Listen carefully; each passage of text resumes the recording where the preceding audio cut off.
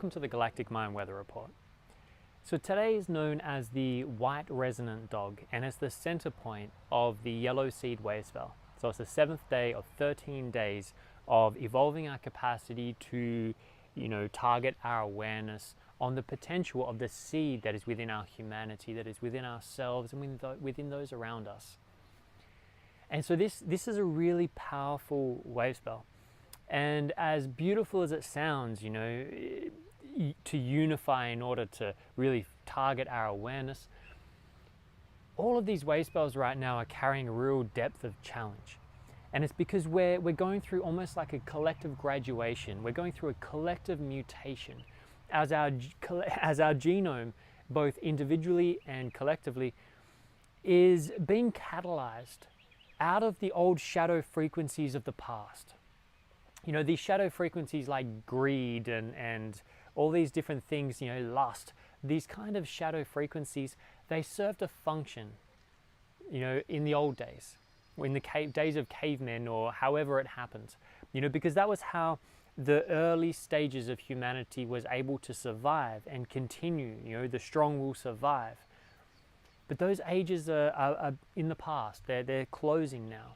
And we're moving into a new age where we're no longer about survival. Now we're moving into a new time, which is about taking this human vessel and taking it to the next level of human experience, which is the level where we learn to thrive.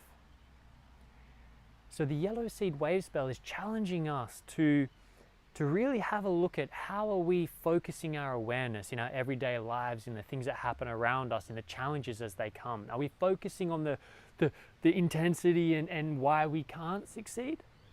Or are we focusing on the magic and the gift that is behind this challenge, that is showing us we are stronger than we think, that we have more capacity than we think, and that if we really put our minds to it and really put our awareness to it, we truly can grow these seeds that are all around us. It's no longer even seeds. Right now, in all around the planet, if you have the eyes to see it, those seeds have become seedlings. All around the planet, in many different places, people are working on incredible projects, even in the mainstream, everywhere.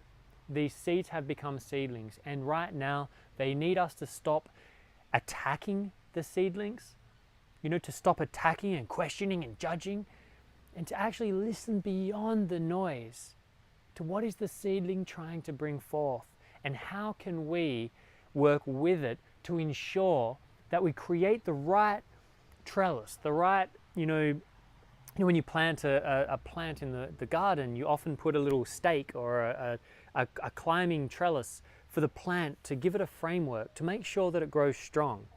And right now, there's many seeds that have been starting to flower around, and they need our help now, not to beat them down and challenge them, but to join forces, give them our strength and our awareness, and help make sure that they grow strong and true. Not through argument and debate, but through conscious discussions, through engaging with each other, through engaging with these projects, and not just expecting someone else to do it for us, but rather look at where can I put my energy that I can take part in this, and leave the other stuff alone. Let someone else bring their energy to those issues, but find the issues that are really meaningful to your heart, something where you really are passionate to bring your energy, and bring it in there and help create a new way. As Buckminster Fuller said, we can't, we can't just focus on breaking the old system. We need to create a new system, a new paradigm that is more appealing, that is more attractive, that is more sexy, that just wants to make people step out of this old one and into the new one. We need to innovate and create these inspiring environments for change. And they are happening. And like I say, even by the mainstream, everywhere. It's quite beautiful when we learn to target our awareness. And so the beautiful thing with the Mayan Tzolk'in is, this whole weather report, when I do the weather reports, the energies that are moving through. Now, they're incredibly helpful to give us a framework for how we move through our own processes. But even if all of this was a load of crap, even if all of it was a fairy tale that I'm telling. One of the really beautiful things about the Mayan Tzolk'in, this 260-day cycle made up of 20 wave spells of 13 days each, is that within these cycles is encoded some of the most powerful life lessons, irrelevant of whether they fall on a day or not. The teachings that are hidden within the mathematics are just mind-blowing and heart-opening. And on that note, today is the white resonant dog. And the resonant tone is all about, it's in the center of a wave spell. It's all about how do we maintain this process of targeting our awareness? How do we bring ourselves into alignment with the beauty, with the seed, the potential that we want to flower? And so the white resonant dog holds the secrets here and is guided by the white resonant wind, which is all about, the priestess, about communication. And the white resonant dog is all about aligning ourselves through compassion, through love, through the heart. And when I mix this with the gene keys transmission that you hear me talk about a lot, it's very much the 13th gene key, which is all about truly listening through love, listening from your heart, not your mind, listening through the gift frequency, not the fear frequency. And the real big nugget of gold that I found in this today was when you look around the world right now, you'll see it on the media. You've seen the Me Too campaign that's just absolutely flooded Facebook, and there's all kinds of things that are really stirring up in humanity, because as we are moving, people are having to let go of their safety blankets. They're having to let go of their belief systems that have kept them safe for so long, but just simply no longer work in our modern days. And what's happening is people are terrified. People are scared.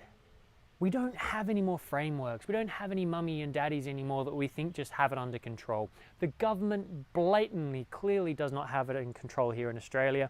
And you look over in America, it blatantly, obviously does not have it in control there either. And these are the so-called, ones that are governing the world. No one really knows for sure what's happening. We are evolving rapidly in a way that is beyond ever something we've ever experienced. So what I find, the real gold that I found in today, is that when you are confronted with these reactions, with someone saying something or reacting, or maybe you've shared something vulnerable and you get this attack back, whoa, what just happened there? The real challenge, if we want to stay targeting on the beauty that we want to flower, we need to be able to learn to stay strong in our own hearts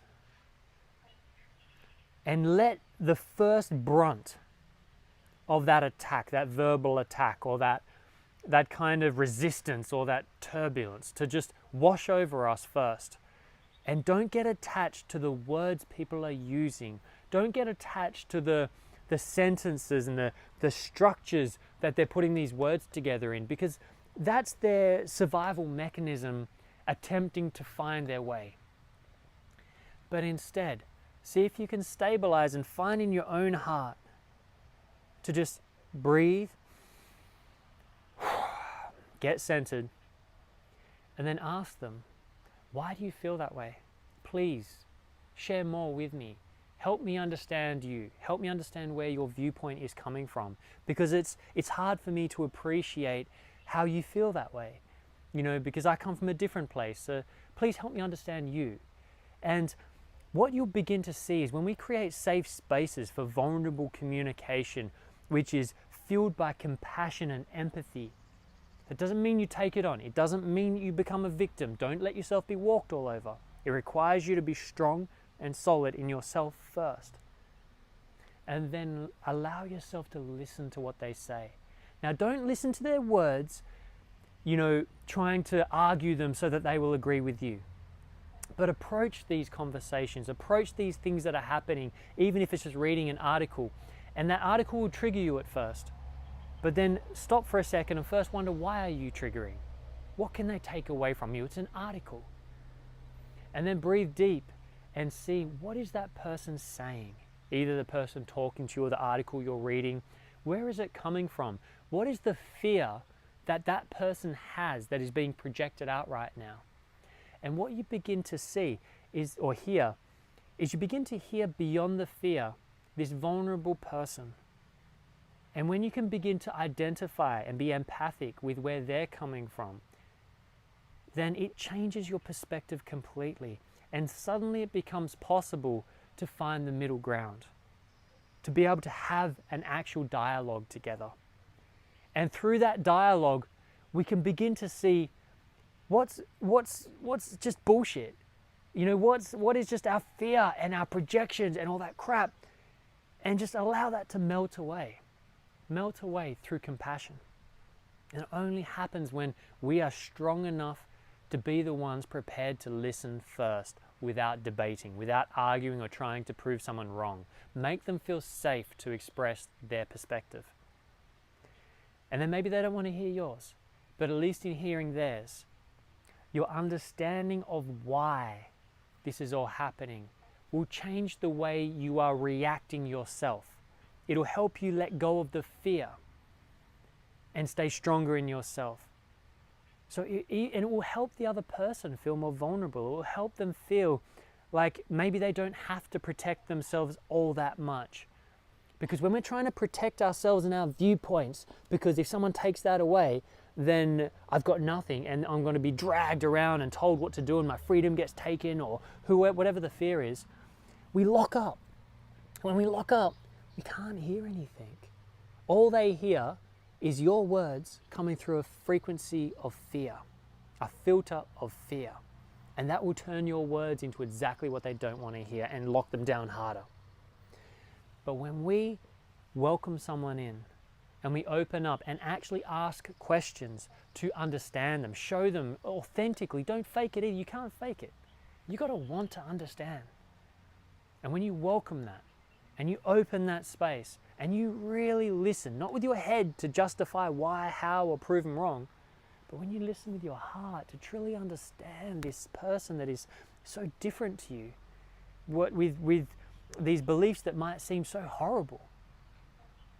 But if you actually go in there compassionately to hear them with a real will to want to understand, not just to get them to agree with you, but just to truly understand what is it that they feel the world can take away from them. Because all conflict stems from feeling that someone or something can take something from you. Think about it, whether it's your pride, your freedom, and actual money or things, or that's where all conflict comes from. They're taking something from you, or that you feel like they can take something from you. And when you identify this in somebody, or something, or an article, then all of a sudden you can soften your approach. You can recalibrate your conversation and begin to have effective, compassionate communication, non-violent communication. And that is the only place where we truly have hope of transforming this shadow energy into something higher. We can't do it through fighting.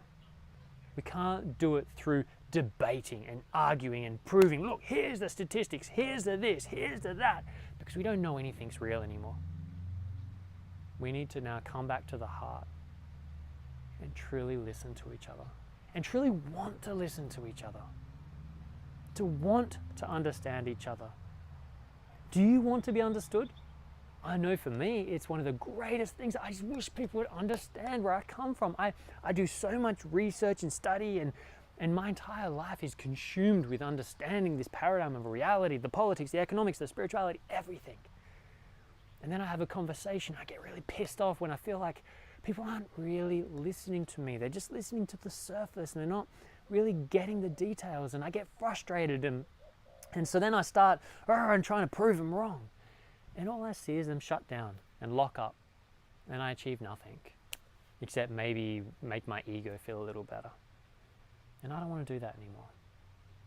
I want to really open my heart and move into this world, to let go of the fact that I think that I know I understand it, and just truly just constantly enrich my own life through my pursuit of understanding you, of understanding that, of understanding the way things are flowing, and just truly being there to embrace somebody with my awareness, to witness somebody and see them beyond their story and their pain body, beyond their arguments and debate, and truly see them. and give them that gift of being seen, of being witnessed, and of truly being heard. It's the most healing thing in the world beyond all paradigms that I've stepped into. So thank you for tuning into the Galactic Mind Weather Report. May you ride through these galactic activation portal days with grace. May your heart open into expansive, non-violent, love-filled, compassionate communication. And may you find that communication with yourself. With all my love, I'll see you at the beginning of the next wave spell. In Lakesh.